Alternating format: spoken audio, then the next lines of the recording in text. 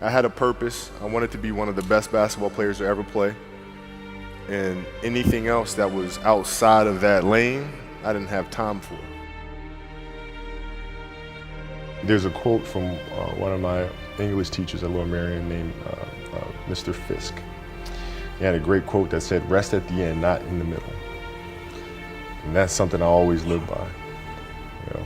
I'm not going to rest. I'm going to keep on pushing now. There are a lot of answers that I don't have, even questions that I don't have.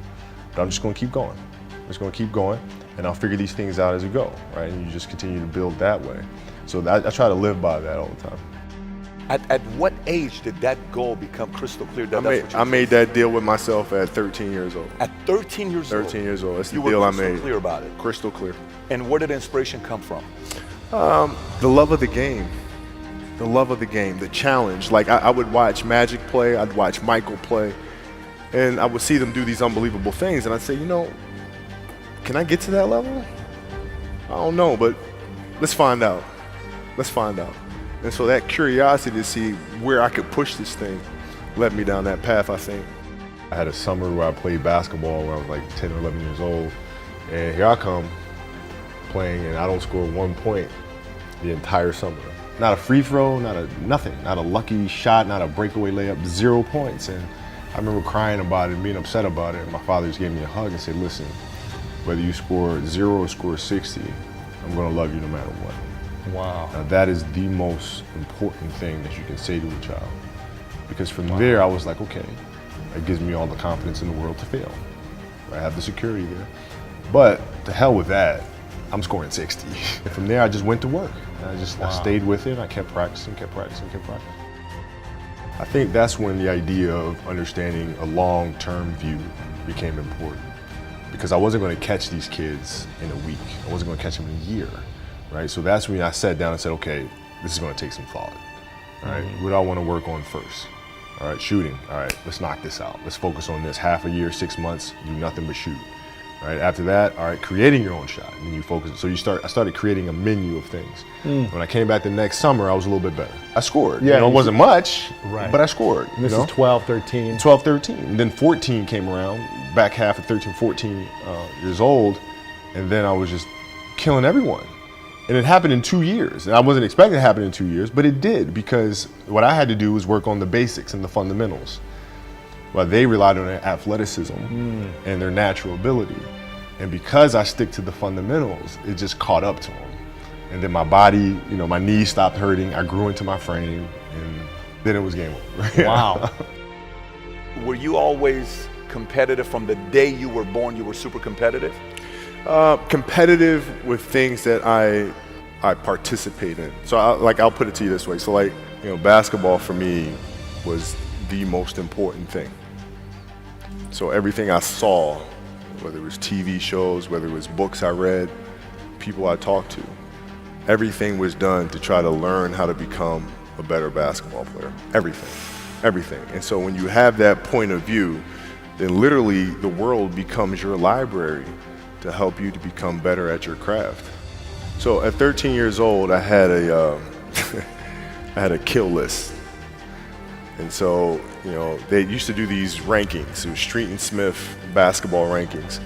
And I was nowhere to be found because I was like 6'4", scrawny, like 160 pounds soaking wet. So I was like 57 on the list. And so I would look at 56, 55, all the way up to number 1, who these players are, what club teams they played for. So when we go on an AAU travel circuit, I got to hunt them down. Right? And so that became my mission in high school, is to check off every other person, all those 56 other names, hunt them down and knock them down. So when we played at 13, I would size you up and see what your strengths and weaknesses are. How do you approach the game? Are you silly about it? Are you goofy about it? Are you good at it just because you're bigger and stronger than everybody else? Right? Or is there actually thought and skill that you put into it? Right? And when I'd play to my weaknesses. I always work on the things during those games that I was weak at. Left hand, pull-up jump shot, post game. Right? So I have a strategy.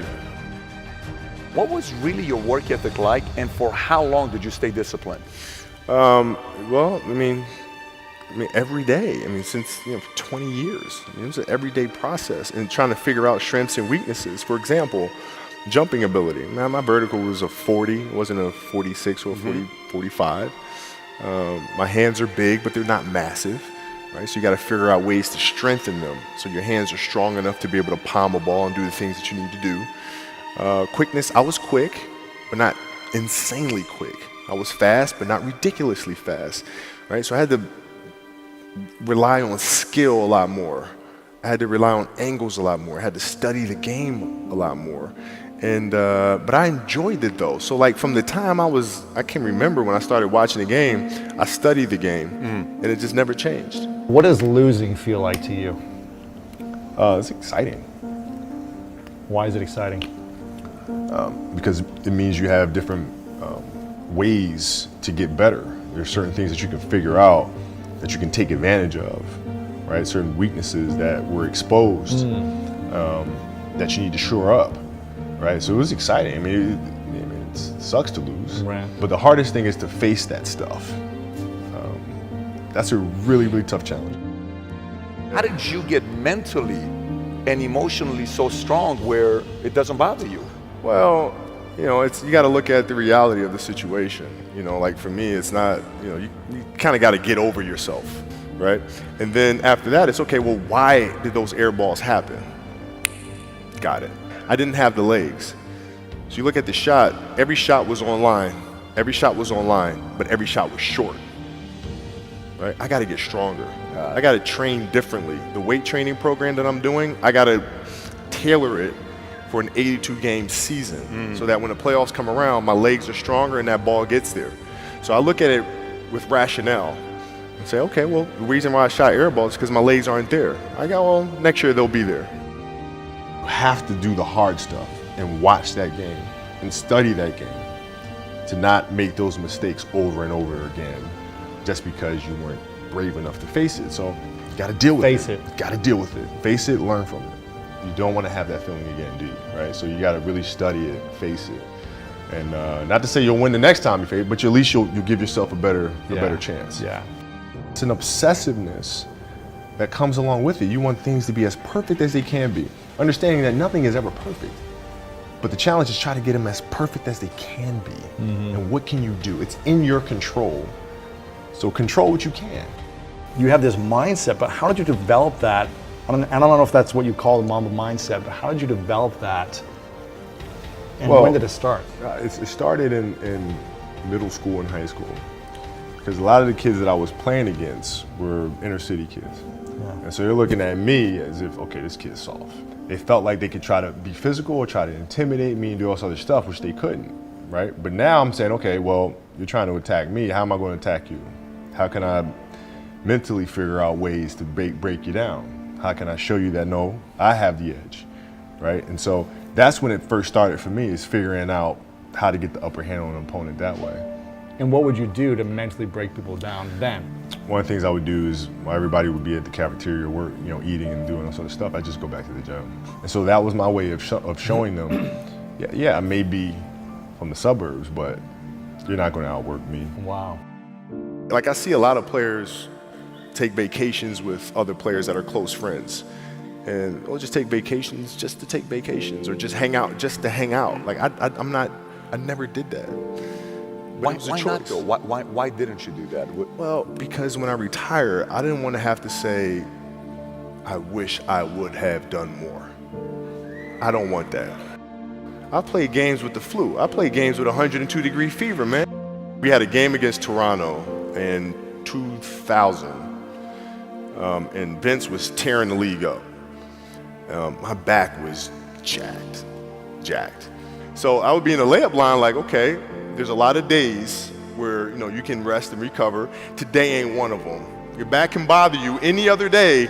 That ain't bothering me today. He gonna have to see me today. You're playing against the Golden State Warriors.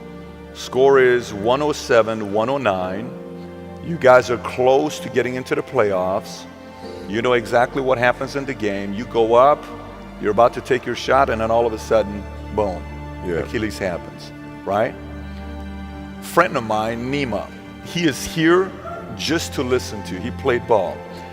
And he told me, he says, Patrick, I don't think you understand. He says, when I tore my Achilles in high school, he says, 4 friends of mine dragged me to my hospital. I was crying from there straight to the hospital. He says, I have no clue how the hell this guy did it.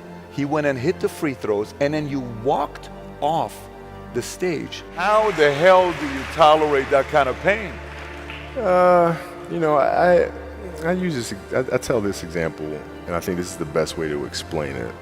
You know, you have a hamstring injury, you pull your hamstring really, really badly, you can barely walk, right? Let alone play anything.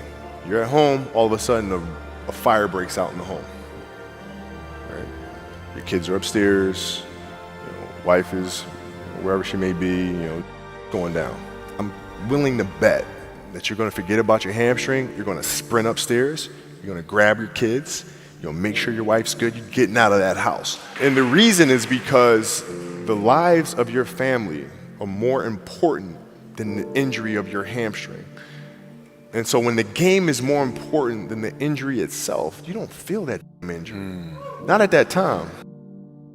Went in the trainer's room, my kids are in there, and you know, they're looking at you and stuff, and I'm looking at them, and I'm like, you know, it's all right, Dad's gonna be all right. It'll be fine, it'll be all right, it'll be all right, it'll be all right. As a parent, you gotta set the example. You gotta set the example. This is another obstacle. This obstacle cannot define me, it's not gonna cripple me, it's not gonna be responsible for me stepping away for the game that I love. I'm gonna step away on my own terms.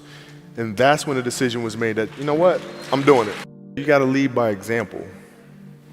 As parents, you gotta lead by example. If you want your kids to do whatever it is they want to accomplish in life, you have to show them. You gotta show them. The definition of greatness is to inspire the people next to you. I think that's what greatness is or should be. It's not something that lives and dies with one person.